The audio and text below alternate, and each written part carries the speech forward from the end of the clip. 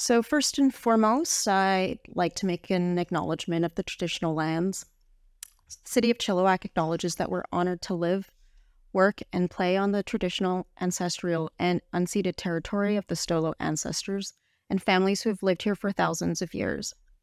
This land has been a part of the fabric of the life of Indigenous communities long before the city was built, and it will be long into the future. It is with gratitude that we now learn and work here, where the past, present, and future of Indigenous and non-Indigenous people come together. So hello and welcome, everybody.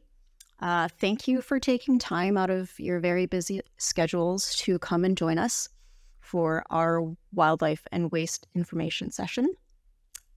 The City of Chilliwack, BC's Conservation Office Service, and WildsafeBC have collaborated to present to you ways to reduce wildlife conflicts by responsibly managing your waste and other attractants in wildlife areas. My name is Sarah. Kara is over here. Kathy is over here. We're with the City Environmental Services. We've got Gabrielle over here with WildsaveBC. And with the BC Conservation Officer Service, we have Alicia, Mallory, and Cole.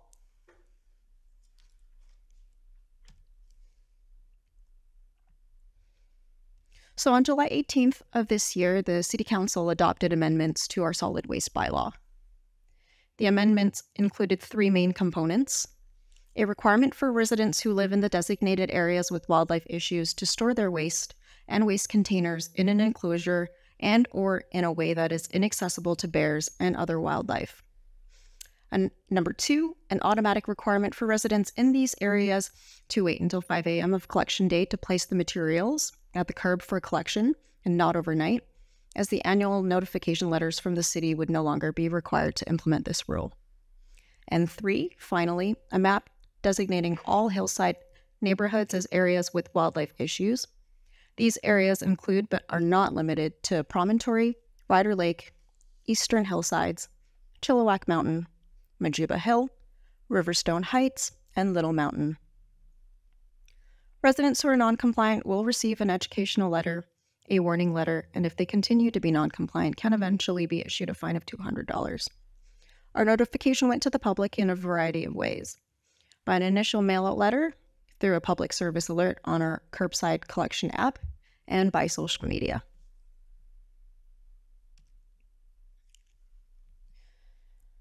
The reason we made these amendments to our solid waste bylaw was because there was public interest and a massive outcry when a habituated bear had been euthanized this summer. We received many calls and many emails from very frustrated community members who were doing their part, but a select few residents within the neighborhoods did not want to partake. Additionally, community members were very concerned for the physical safety of residents and children who play outdoors and are outdoors and wanted the city to help with reducing wildlife conflict. In addition to these bylaw amendments, community members should also continue to apply social pressure to these individuals who are refusing to do their part and change their behaviors while living with wildlife. Next, I'll move on to Kathy. So on this slide here, the city has created a map of areas with wildlife issues. This map is now accessible through the city's online mapping system under the environmental tab in the legend.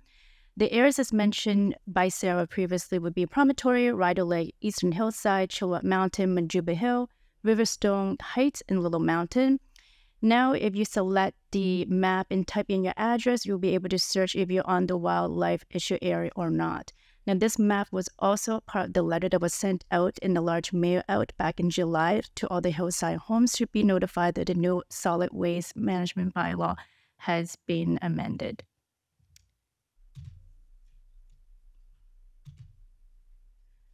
So we want to talk a little bit more about our auditing process and enforcement. So on the right-hand side, you will see a tag that we had recreated since the last one we had.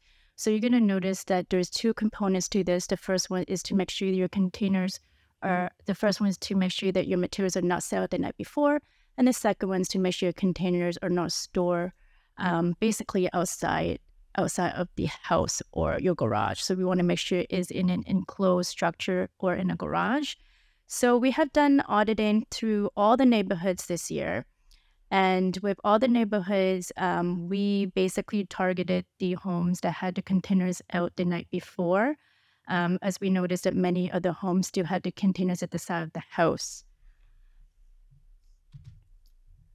So in this graph here, as I mentioned before, is only for the homes that had the containers the night before. As you can tell, some of the percentage are higher in some areas and some were lower. So if you take a look at Eastern Hillside, Countess Vetter area, which is River Stone Heights, and also Chilliwack Mountain, they have actually been sent out a letter since 2020 that they need to have the containers basically not take out the night before. So their percentage is a little bit lower because they have changed their behavior to reflect the bylaw. Now, the other 4 areas are the new hillside areas that we have added into the bylaw. And yet, as you can see, the percentage is slightly higher, with Little Mountain being the highest, just because there's not a lot of homes on that area, but a lot of people had the containers the night out before. And I just also want to make a note, we've been canvassing Promontory quite a bit as well, just because we've been hearing Promontory School has a lot of containers left inside the house, and a lot of the students in the school weren't able to go outside because the bears were seen out during the day. So we did additional canvassing around that neighborhood for containers that were stored outside of the house, of the garage. And then in the future, what we want to do is continue to collaborate with Wildsafe, also COS, and make sure that we can continue to change the behavior of the residents. The next thing we want to focus on is bear-resistant carts. So we do have a contract with our collection services is that in a year, we will be looking into bear-resistant carts for hillside areas. That will be in the works. More information to come later on, but that is what our goal is going to be. So that will help out with the bear situation that we have right now. And then we're going to continue educating everybody through social media, website, going to schools, and also, presentation like this, we can continue having one maybe once a year, if that will help everybody. And then now we'll pass it on to Wildsafe to take over and talk about bear behaviors in our area.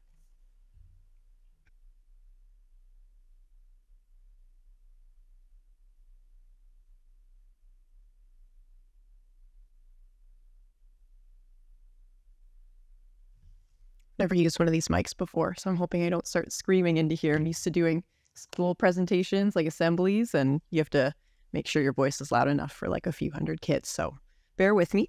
My name is Gabriella, and I am the Fraser Valley Community Coordinator for WildsafeBC. I think I have control over here, yeah. So what I particularly would like to cover today is just a little introduction into what WildsaveBC is, if you haven't heard of us before. Just a little overview of BC wildlife and some stats, so some reports specifically pertaining to black bears, as that's like the main species we kind of deal with garbage collection. And I'm also going to get into specifically how to reduce these human-wildlife conflicts by managing wildlife attractants. So WildsaveBC is the provincial leader in preventing conflict with wildlife through collaboration, education, and community solutions. We are kind of ran by the British Columbia Conservation Foundation. That's kind of our mother organization. They are a nonprofit that promote and assist in the conservation of the fish and wildlife resources of the province of BC through the protection, acquisition, or enhancement of fish and wildlife habitat.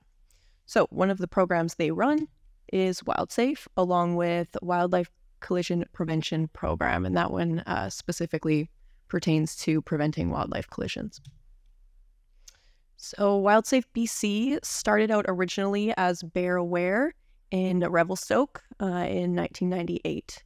It was quite successful, and so in 2013, we expanded to become WildsaveBC, and that now means that we kind of talk about all species, not just bears. So our community coordinators are in over 100 communities throughout BC, and we do a number of kind of outreach activities or education activities, presentations like this as an example. We also do door-to-door kind of canvassing, just like the city has been doing.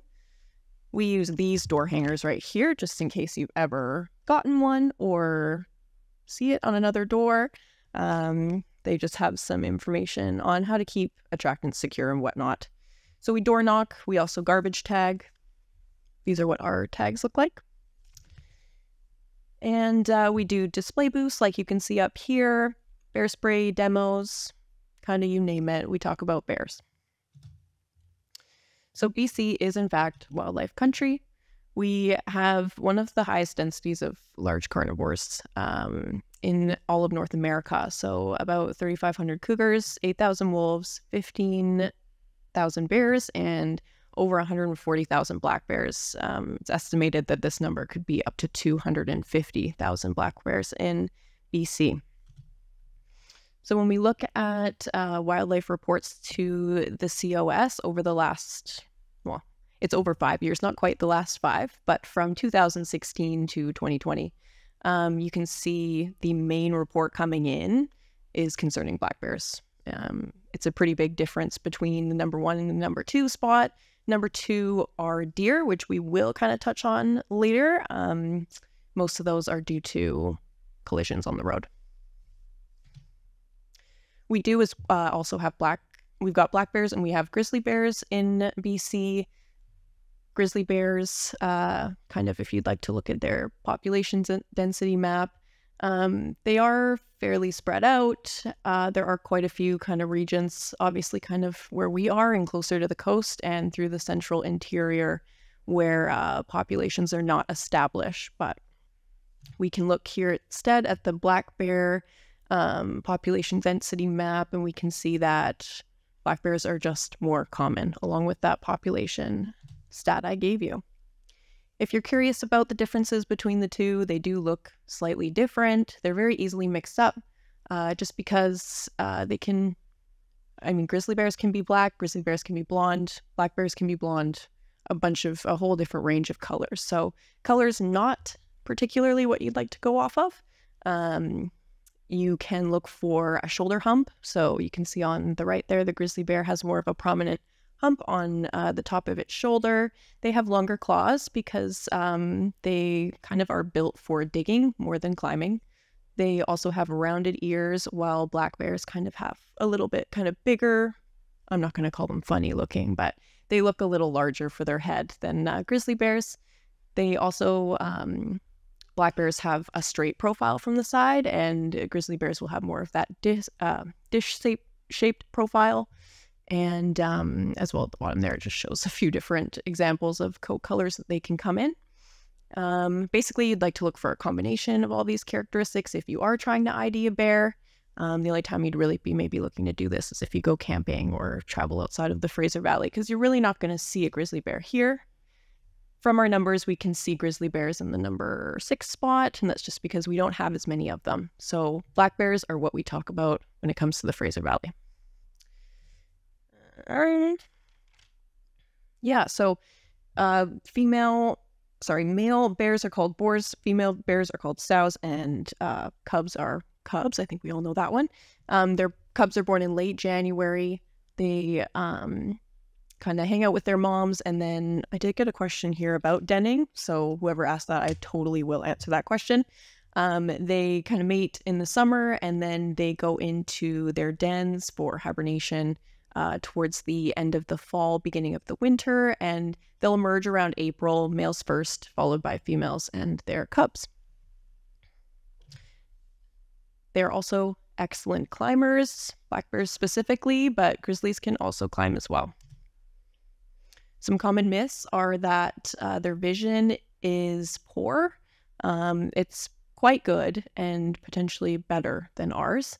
Another common myth is that you can outrun a bear if you run uphill or downhill, or just, even the fact that you can outrun a bear, you absolutely cannot. Doesn't matter up, down, left, or right. They're pretty good swimmers too.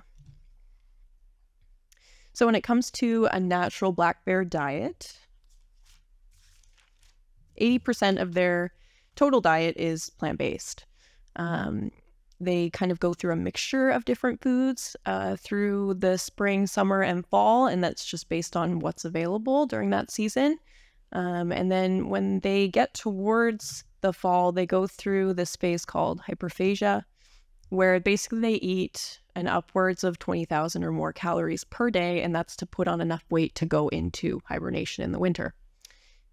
When we talk about denning, the question we received here was, we've often read about bears denning late fall to early spring, but we've had a bear in our driveway just before Christmas. So in the Fraser Valley, what is the usual schedule for bear hibernation? Bears actually won't hibernate sometimes if the climate doesn't get cold enough. So here we have pretty mild winters sometimes in the Fraser Valley. Sometimes it's randomly not very mild. But if temperatures don't drop enough, they simply don't really need to go into hibernation. And then also if they don't find enough food, if they don't kind of stock up enough weight on their body, they wouldn't actually be able to stay asleep that long. So I hope that answers that question there. Yeah, absolutely. Also, if there's a very prominent food source, like they're getting into your garbage every single day, and that's continuing, there's no reason for them to go to sleep. Yeah, so So that people have like, that's what we're starting hibernating exactly in a month. That's what people are thinking, and it's all over social media right now. It is talking about, and it's like, no, people, all these bears don't hibernate anymore. No, yeah. We get bear calls year round. Yeah, exactly. Because, the whole point of hibernation is, it gets quite cold.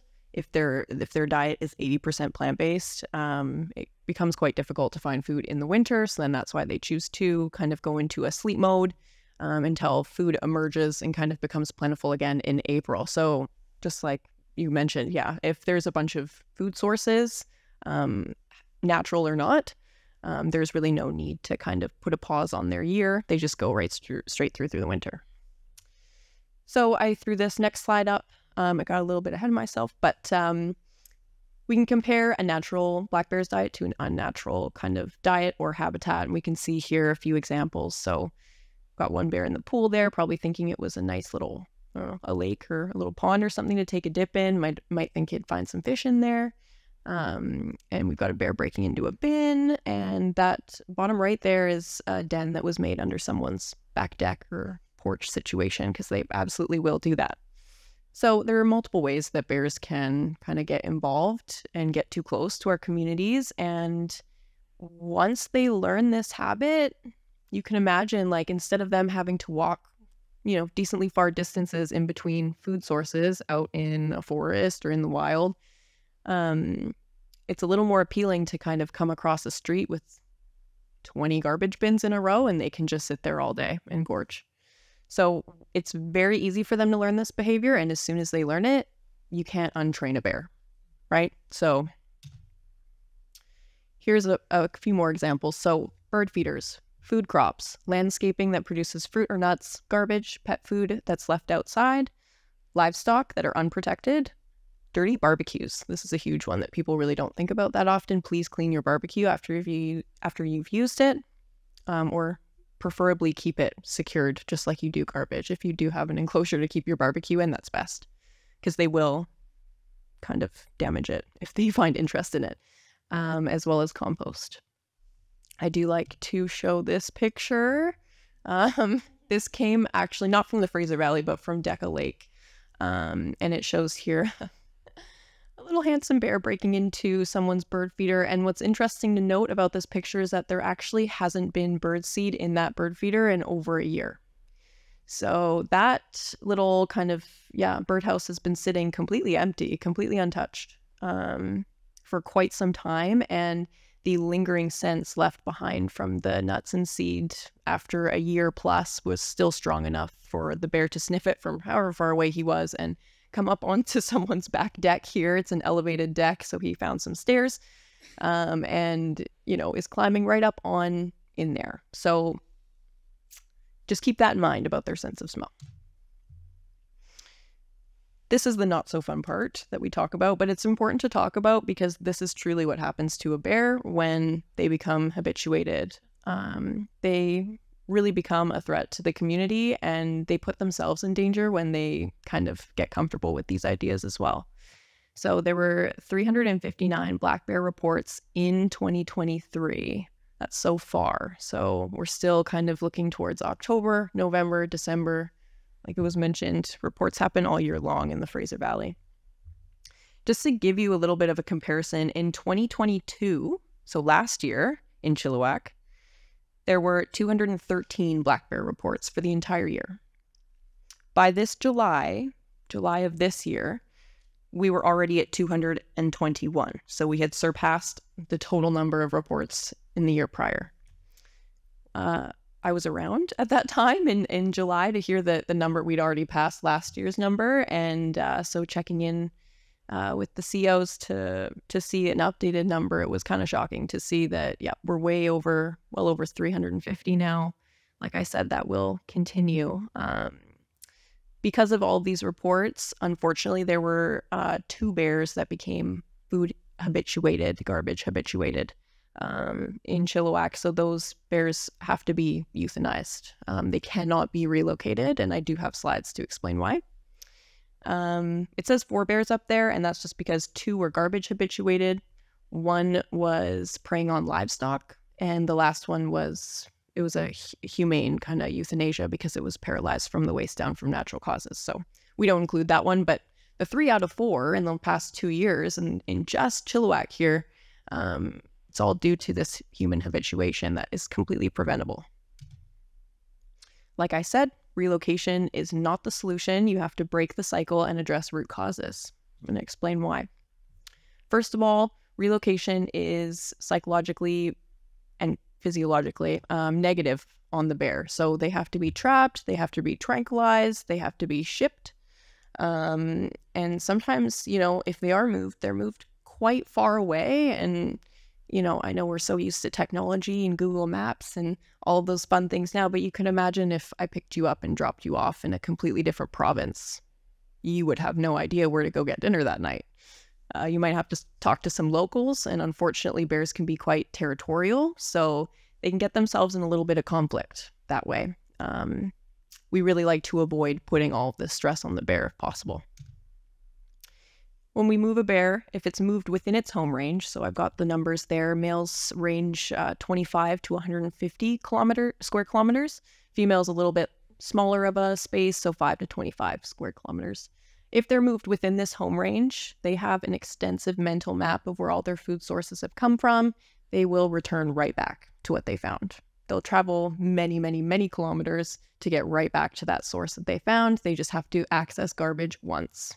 That is a big enough kind of score for them to make note of that in their brain. They drop a little pin in their brain on that location, and they will absolutely find their way back. If they're moved outside of the home range, like I said, they have zero established mental map at that point. Their mother did not raise them in this area, so she was not able to provide them with the tools, methods, skills necessary to access the type of food that is local to the area they've been moved to. Like I said as well, usually there are bears where we'd move the bear to, and that leads to conflicts between bears because they can be territorial, holding their home range. And at the end of the day, when the bear does go to seek out food in this completely strange new environment, they don't go looking for natural sources all of a sudden. They still know that they like to eat garbage or access fruit on trees or bird feeders or any of those examples that I mentioned. The root behavior has not been addressed even in that singular bear just by moving it. And so at that point, all you've done is actually just remove that bear from your community and drop the problem off somewhere else, because they'll find the closest city, closest garbage, closest dumpster, whatever they're looking for. And like I said, they'll travel quite far to find it if that's what they're used to doing. Once that bear is relocated, that one single bear isn't even the issue, because if the root cause has not been addressed, another bear in your community will step in and take that bear's place. So it's like a chain of events. It's a nasty cycle that actually never stops. Bears continually kind of get harmed in the process. It puts our communities at harm when we allow bears to do this on a repetitive cycle. And that's why the biggest, most important thing you can do is attractant management. And, you know, there are a few things to consider because there are multiple attractants to bears. Yeah, so we already kind of went over the bylaws with what's going on with garbage cans. So you want to keep your garbage, your recyclables, and your compost securely stored in an enclosure or inside your home, and that would be like your garage or something. I've had some people ask me about why recyclables, and that's just because, you know, you can imagine like juice cans, pop cans, like anything that still would have like food or like edible. Yeah, it's all based off the smell. Yeah, so along with that point as well, even if your bin is empty, that bin still should not be outside because there will be scent left in that bin. It doesn't matter if there's actually garbage present in that bin or not. Like we said as well, you basically need to put your bin out after 5 a.m. on your collection morning, and you need to make sure that bin comes back in your empty bin by 10 p.m. That evening of your collection day. When bears access garbage, not only do they make usually a huge mess in your driveway or across, you know, sprawled out across the street, you know, just like humans, it makes them really sick to eat garbage. It's health-wise not good for them, and they just really don't know that for themselves. I guess it tastes good enough and it's fatty enough that they keep going back for it, but in the long run, these are items that bears really should not be eating. Bird feeders as well.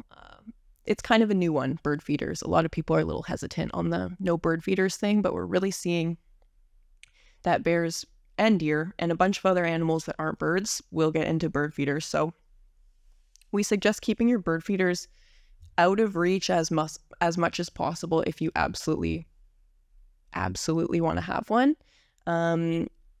You know, that example of the one on the porch, like any way that a bear could kind of climb up it, that's still not going to work. You can see a deer here standing on its hind legs just to reach one that's been propped up. Also, if it's not actually on a secure kind of structure, a bear could pretty easily kind of tip it over too. Like I'm looking at that one picture there, he's just kind of pulling it towards him and pulling it off of the stand that it's on. So yeah, it's also best to not have bird feeders out during peak seasons, or at least try and clean up any seed that you have fallen around. Hummingbird feeders also fit into this because the syrup that you put into hummingbird feeders is almost more exciting than seeds and nuts for them. So a lot of people in the valley have gardens or grow food, livestock as well, and WildsafeBC absolutely supports, you know, food security, and we don't see a problem. We don't tell people, you know, you can't have a garden. It's not realistic at all, but what we do suggest is that you put in proper measures to protect your garden from wildlife. And really, this doesn't even just apply to bears anymore. It's any kind of animal that could kind of wander into your yard, take an interest in what you're growing or your livestock, and create some damage potentially.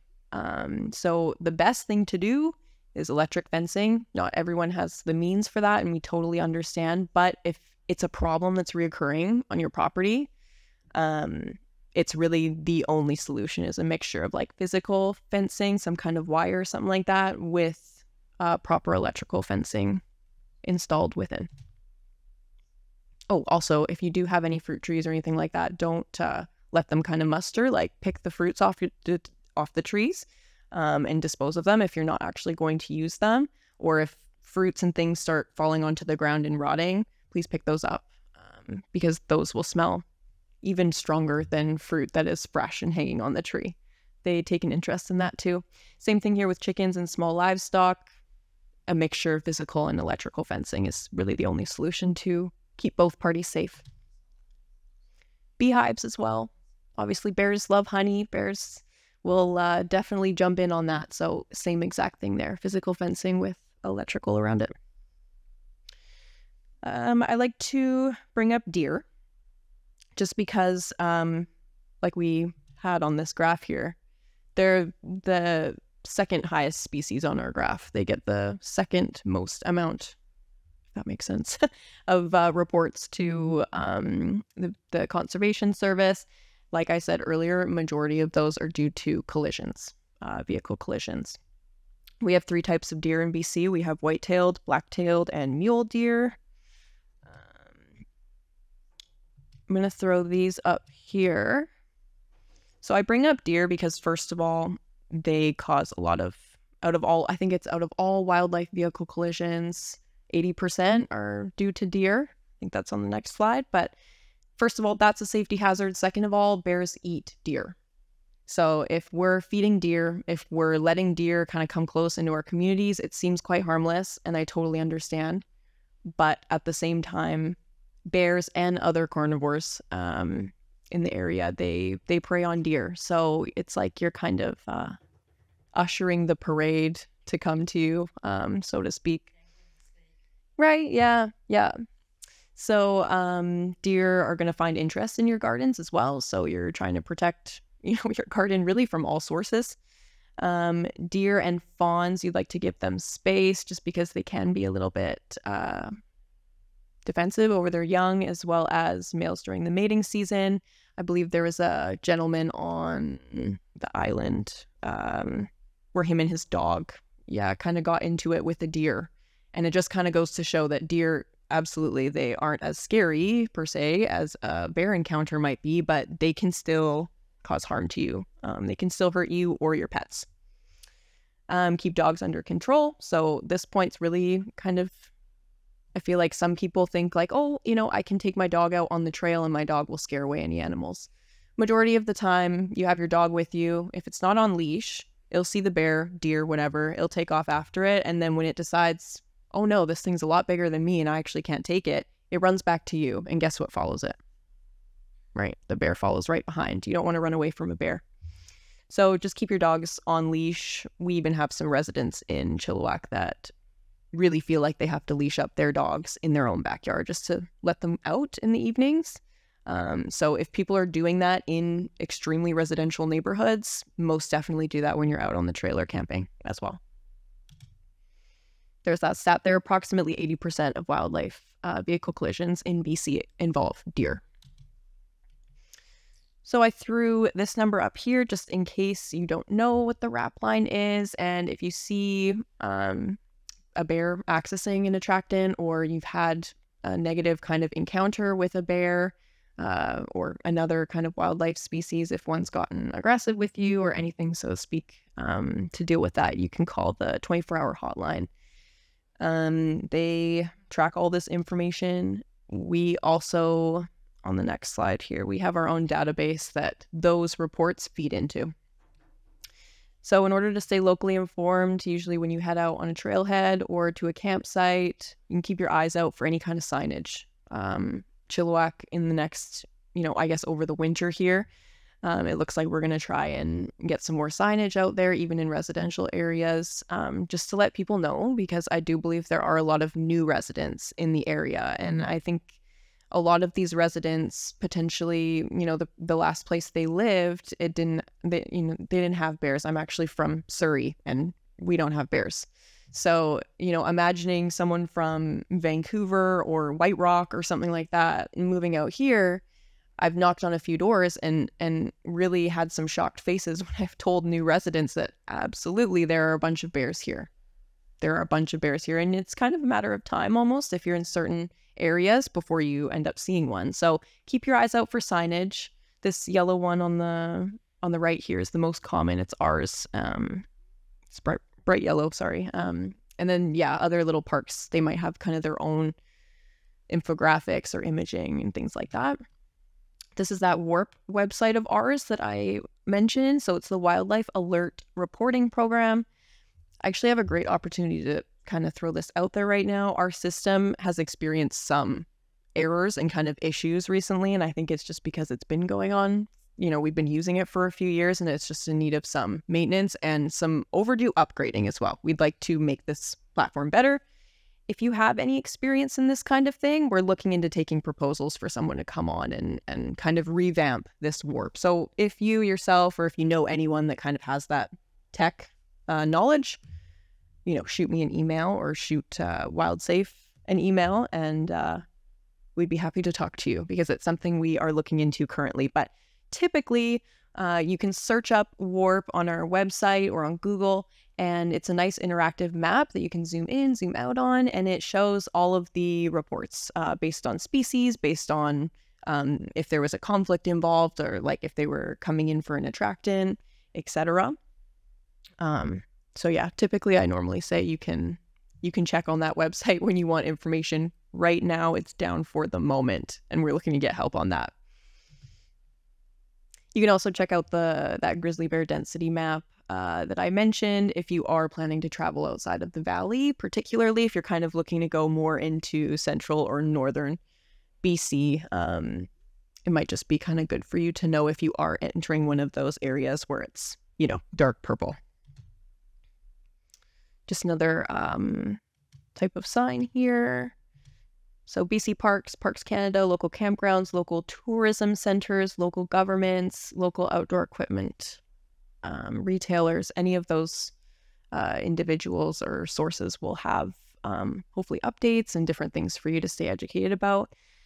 There's also social media, of course. So the Conservation Officer Service has their own social media.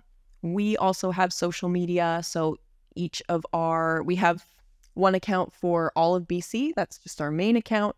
And then each one of us, the community coordinators, we have our own Facebook page. This one's mine here for the Fraser Valley. So if you would like to stay updated, you'd like to kind of talk to other people that, care about this kind of thing and would like to see some change in this area, feel free to like it. And you can also contact me through that page as well.